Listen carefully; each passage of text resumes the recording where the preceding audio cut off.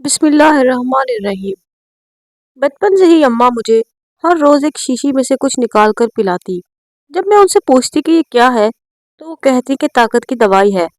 اماں اس شیشی کو الماری میں چھپا کر رکھتی۔ میں دوائی پی کر فوراً سو جاتی اور جب اٹھتی تو میرے جسم پر چیونٹیاں سی ریگنے لگتی۔ روز کی طرح اماں مجھے پلانے کے لیے وہ شیشی لے کر آئی اور مجھے زبردستی پلانے لگی، لیکن میں جھٹکے سے پیچھے ہوئی تو اچانک شیشی اماں کے ہاتھ سے گر کر ٹوٹ گئی۔ ٹوٹتے ہی اس کے اندر سے جو نکلا اسے دیکھ کر میری روح لرز گئی، کیونکہ اس میں تو اماں کا میرا نام سائمہ ہے۔ میری اماں شمائلہ اور میں اکیلے ایک چھوٹے سے گھر میں رہتے تھے۔ اماں نے ابا کے جانے کے بعد مجھے اکیلے پالا۔ اماں دن میں لوگوں کے گھروں میں کام کرتی اور مجھے دو وقت کا کھانا کھلاتی۔ وہ مجھے ہر وقت دوپٹہ اڑائے رکھتی اور کہتی کہ اللہ ناراض ہوتا ہے۔ آج تک کبھی میں نے اماں کی بات سے انحراف نہ کیا۔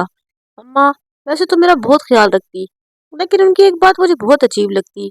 چھوٹی سی عمر میں ہی مجھے وہ ایک شیشی سے کچھ مادہ نکال کر پلاتی اور پھر اس شیشی کو الماری میں رکھ کر بڑا سا تالا لگا دیتی۔ مجھے سختی سے منع کرتی کہ میرے بغیر کبھی اس شیشی کو ہاتھ مت لگانا ورنہ اپنی ماں کا مرا منہ دیکھو گی۔ کہ دوائی کی عادت بہت پختہ ہو گئی تھی۔ مجھے اس کڑوی کسیلی دوائی سے سخت چڑ تھی۔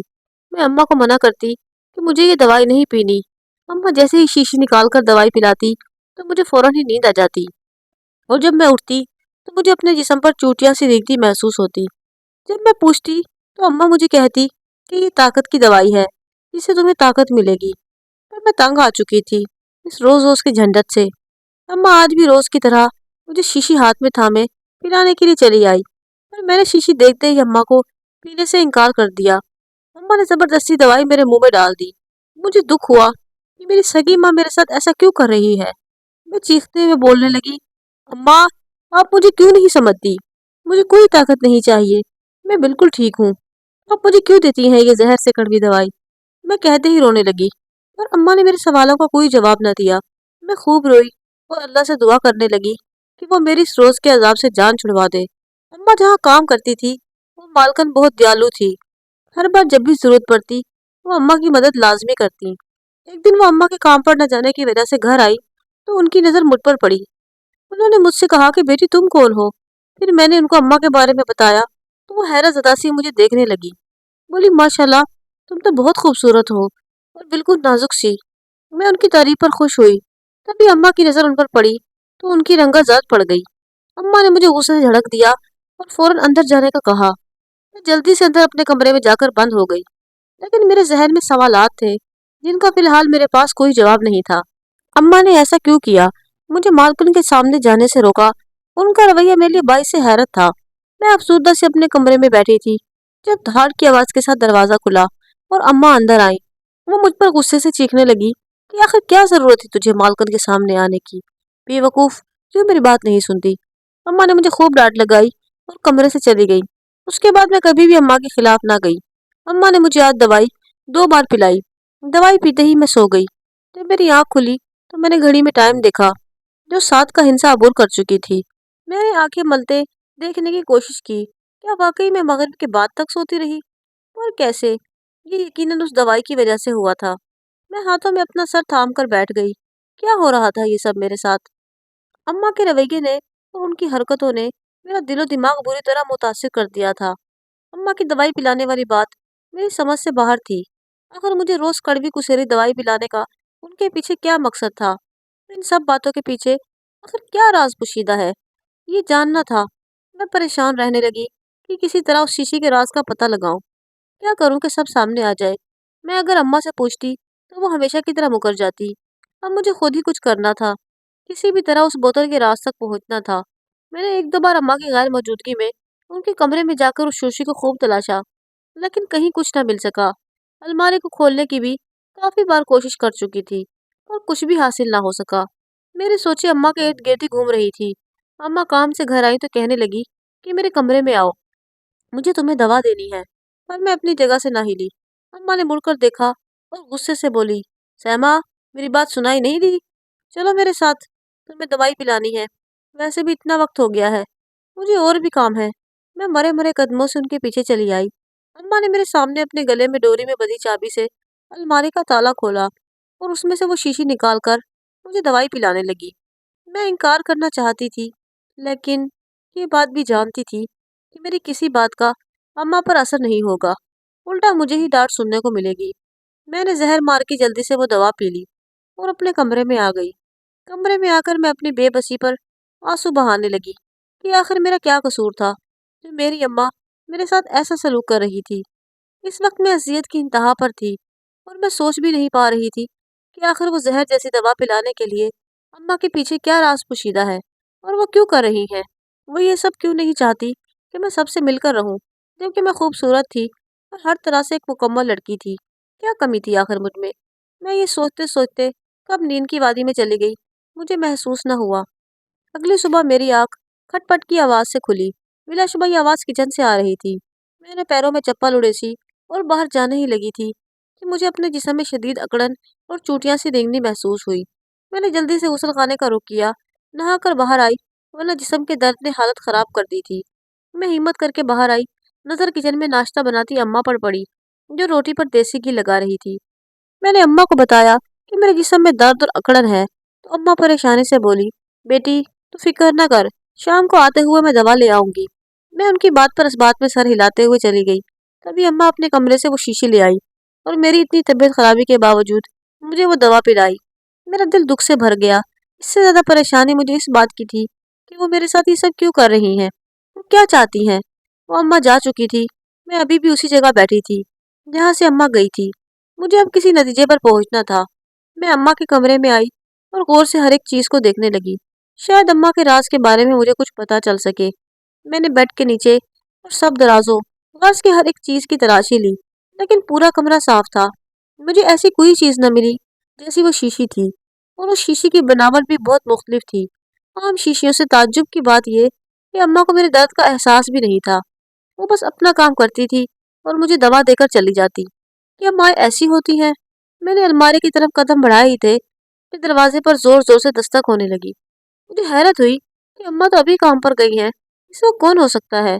मैंने अंदर से ही आवाज लगाई और पूछा कि कौन है, तो किसी नसवानी आवाज पर मैं चौंक उठी कि कौन हो सकती है। मैंने दरवाजा खोला तो वो धान पान सी दिखने वाली खूबसूरत सी खातून ने घर में कदम रखा। मैंने उनको सलाम किया और उनसे पूछा कि आप कौन हैं।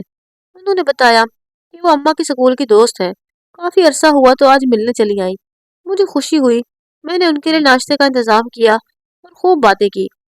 वो वाकई काफी खुश गुफ्तार थी। बहुत अच्छा लगा था उनसे मिलकर। उन्होंने बताया कि उनका एक ही बेटा है जो एफए के बाद बाप के साथ दुकान पर बैठता है।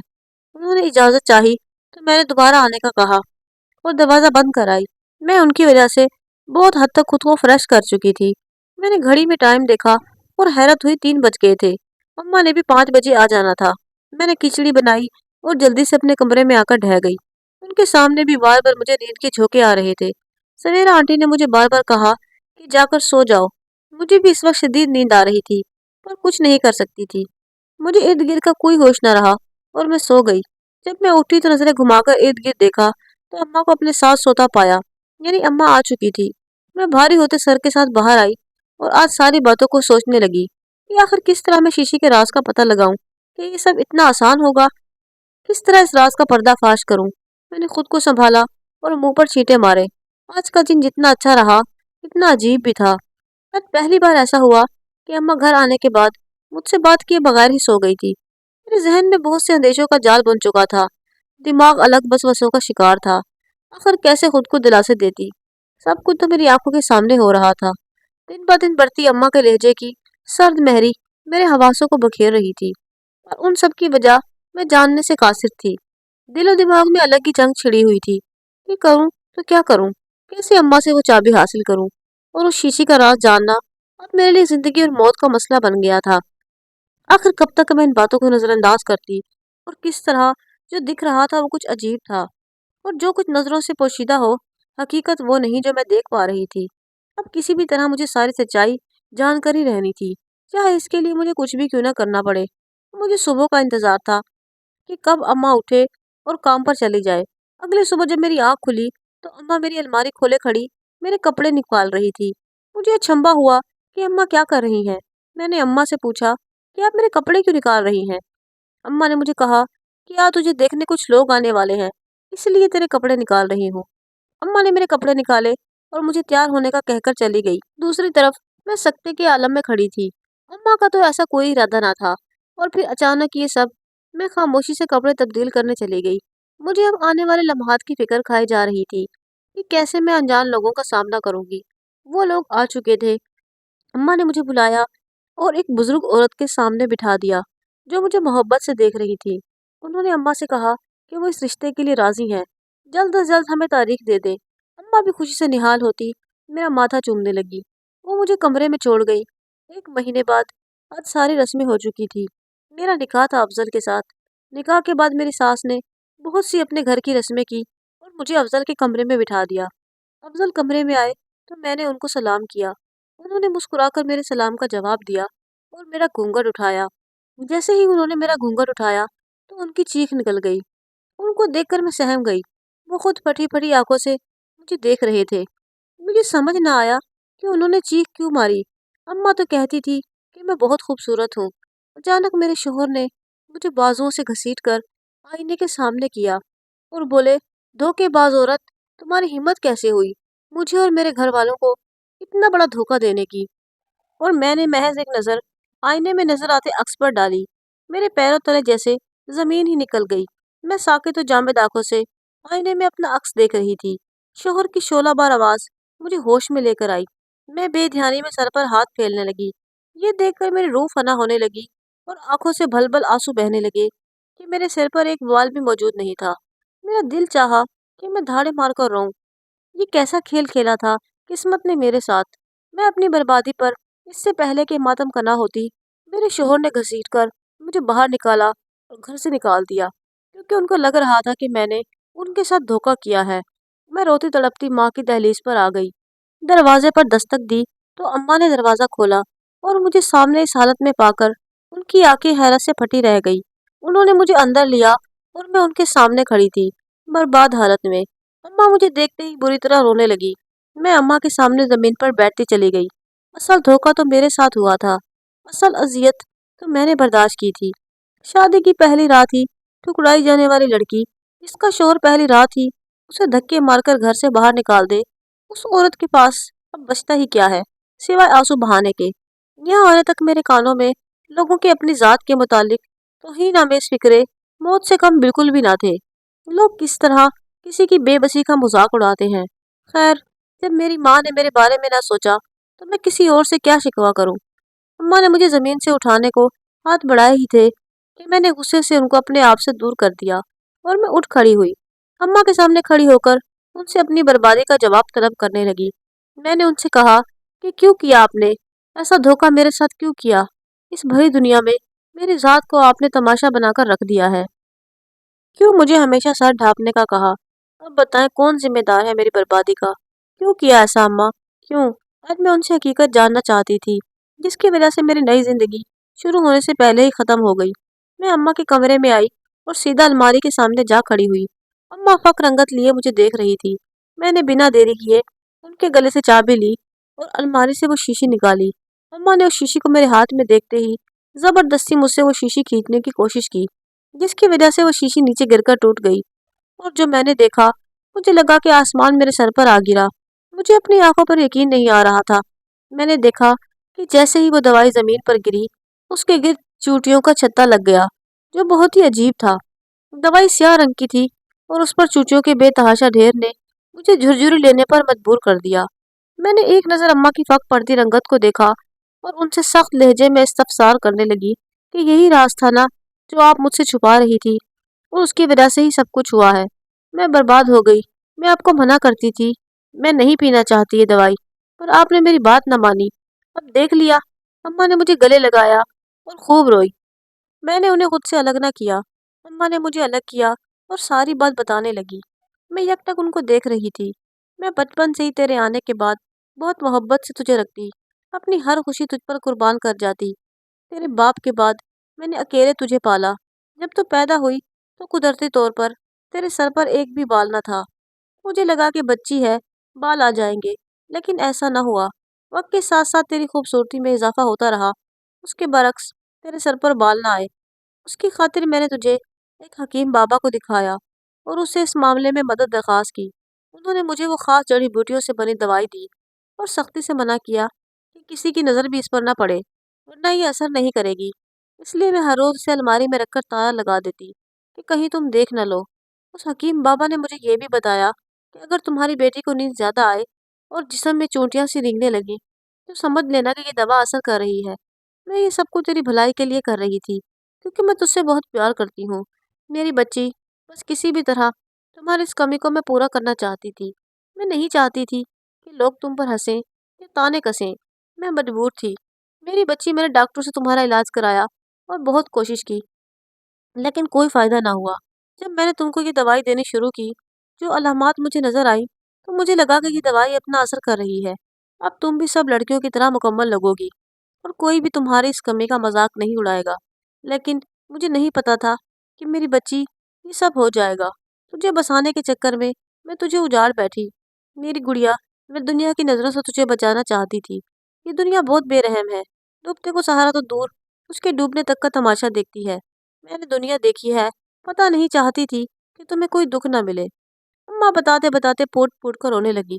آخر بچا ہی کیا تھا، اب رونا ہی باقی تھا۔ جو کچھ تھا وہ تو سب برباد ہو گیا۔ ماں باپ کا کوئی قدم جو اولاد کی بھلائی کے لیے اٹھایا گیا ہو، بلا شبہ وہ غلط نہیں ہوتا، لیکن اولاد کی خامی کو چھپانے کی بجائے اس کی خامی کو اس کی طاقت بنا دیا جائے تو دنیا کی کوئی طاقت اسے ہرا نہیں سکتی۔ ہمارے معاشرے کا المیہ یہی ہے کہ اگر لڑکی میں کوئی خامی ہے تو والدین اسے چھپانے کی کوشش کرتے ہیں اور اس کی ہمت بننے کی بجائے اسے کمزور بنا دیتے ہیں۔ پھر آگے جا کر یہی کمزوری مظلومیت میں بدل جاتی ہے۔ خامی اگر اللہ کی طرف سے ہے تو اللہ نے بھی حل بھی دیا ہوگا، پر خود کو تباہ کر لینا یہ صرف انسان کے اپنے ہاتھ میں ہے۔ اللہ تو اپنے بندوں سے 70 ماؤں سے بھی زیادہ محبت کرنے والا ہے۔ اس کے خزانوں میں کس چیز کی کمی ہے؟ جو کام آپ حکیم بابا سے کروا رہے ہیں، ہو سکتا ہے کہ وہ رب آپ کی دعا کے انتظار میں ہو کہ کب میرا بندہ دعا مانگے اور میں اس کی دعا پر کون کہہ دوں۔ اپنی دعا میں جان ڈالیے اور یقین مانیے، دنیا میں سب کچھ آپ کا اپنا ہے۔ اگر آپ کو میری کہانی اچھی لگی ہو تو میرے چینل کو ضرور سبسکرائب کریں۔ اللہ ہم سب کا حامی و ناصر ہو۔